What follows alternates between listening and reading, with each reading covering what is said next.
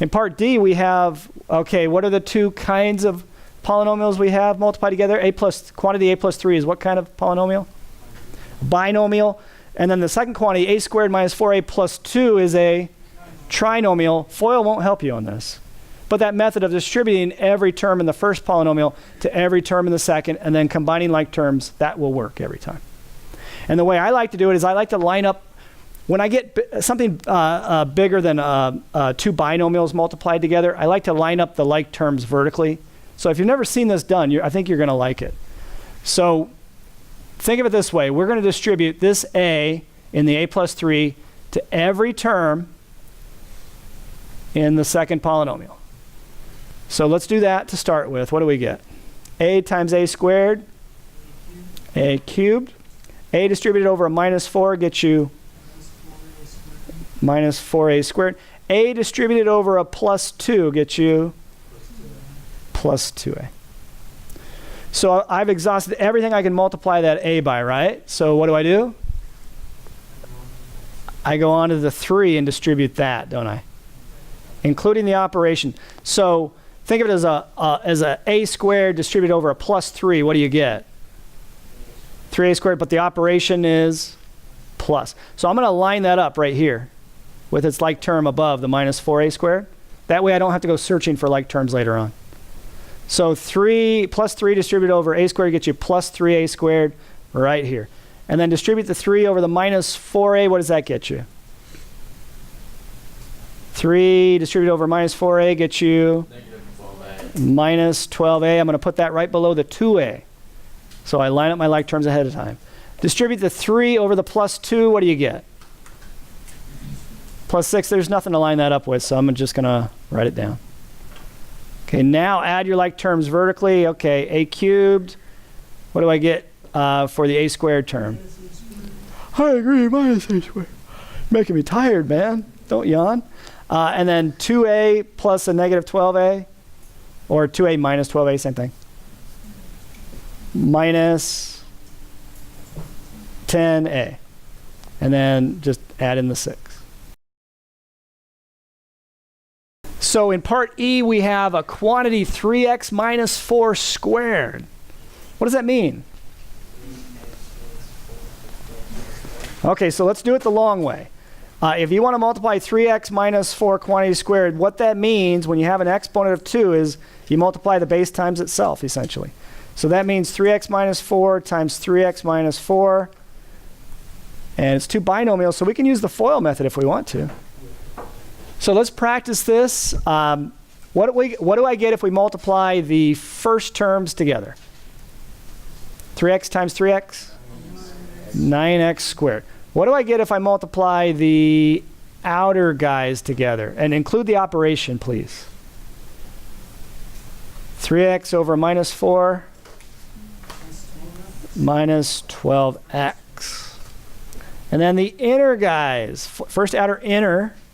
What do I get? Minus 12x again. And then the last guys. Okay, what does that get me? Minus 4 distributed over a minus 4 plus 16. So I see like terms in the middle. What do we have? So 9x squared minus 24x plus 16. Does that make sense? Okay, I'm here to sell you something today, guys. I want to sell you a formula. A formula that works better than this, and it comes up so often, it's worth memorizing. I only make you memorize stuff that's worth memorizing that you're going to use a lot. So here it is. You're going to see this formula a lot. A minus B, A is some number, B is some number. A minus B quantity squared. Turns out that that's equal to a squared minus 2ab plus b squared. Don't believe me? You're all, no, I believe you. Well, if you don't believe me, just multiply it out. First, outer, inner, last, like we just got done doing, right? The first gets you a squared. The outer gets you minus ab. The inner gets you minus ba, which is the same as minus ab if you switch the order of the multiplication. And the last gets you plus b squared. But if you have minus 1 AB here and minus 1 here, how many of them do you have? Minus 2. So a squared minus 2ab plus b squared you get just by using FOIL. So this formula, if you know it by heart, you can multiply out something like 3x minus 4 quantity squared as fast as you can write it down. And it, it saves you some valuable time when you're taking an exam. So how fast can you do it? Well, here's how you think of it.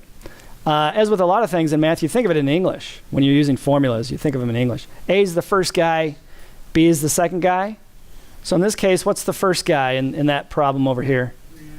3x, and the second guy is 4. Now, the negative's built into the formula. So just think of the first guy is 3x, and the second guy is 4. So the right side of the formula says, hey, square the first guy. I can do that. That's 9x squared. The middle part says, take the first guy times the second guy, double it, and subtract it off. Oh, okay, first guy times the second guy, that's 12x. What do I do with that? I double it, that's 24x, and I subtract it off. So it's taking care of the outer and inner terms right away. And then finally, the plus b squared says, hey, take the second guy, square it, add it in. And I can actually do it a lot faster than that. I'm not bragging. I'm actually not that fast at this stuff. But I can do it as fast as I can write it because I have the formula memorized. And so can you. You could do it faster than me if you practice a little bit. Because you're young. You're young and spry. Oh, and by the way, there's one other formula that works.